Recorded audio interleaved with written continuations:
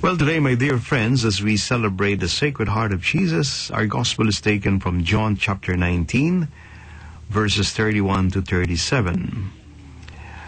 Remember, when Jesus Christ was crucified on the cross, somebody would like to make sure that he's dead, because there was an order from Pilate and an order from the priests during those times that since Jesus was crucified on a Friday, it is forbidden to have dead bodies hanging there on top of Mount Calvary on Friday evening, which is the beginning of the Sabbath of the Jews, and so they have to put them down.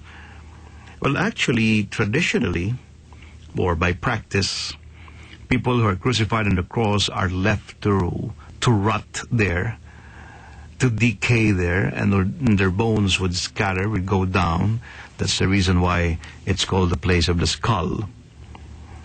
You know, when somebody is crucified, he is left to die there from asphyxiation. And then once he dies, he breathes his last. The vultures are all around in order to eat the last remaining flesh on you. And then after a while, after the heat of the sun, all your skeleton, the bones, and everything that remains on the cross would simply drop down on the ground. All criminals crucified on the cross do not have the dignity of being buried formally or in a dignified manner. But fortunately, and this is predicted by the gospel or the Bible, Jesus will have to go down, the body of Jesus, because it was the eve of the Sabbath. Now, of course, before they bring them down, they make sure that the criminal is dead. And that is the reason why they have to pierce the side of Jesus.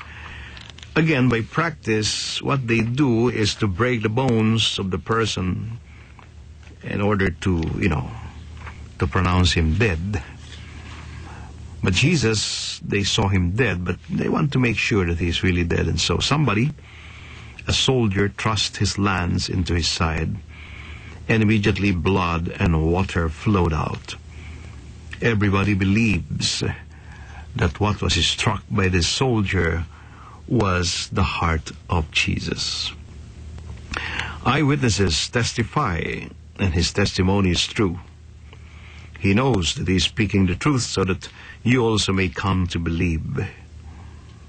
So this is the heart of Jesus pierced for us.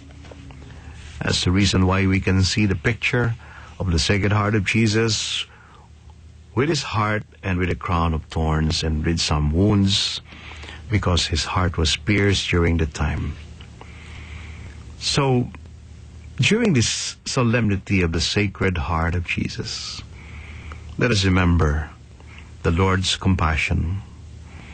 But the Lord's compassion is not only a feeling of pain because of others. You see, when you see people roaming the streets, street kids, for example, if you see so pitiable people in very pitiable situation, you say your heart bleeds for them, isn't it?